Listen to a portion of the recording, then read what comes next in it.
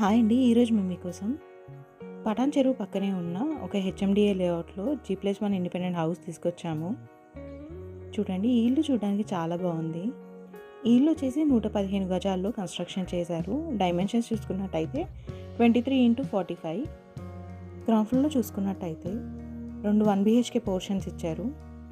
First ఫ్లోర్‌లో చూసుకున్నట్టయితే 2 BHK portion ఇచ్చారు. ఫేసింగ్ చూసుకున్నట్టయితే ఈస్ట్ ఫేసింగ్ వస్తుంది. హెచ్ఎండిఏ లేఅవుట్లో ఉంది.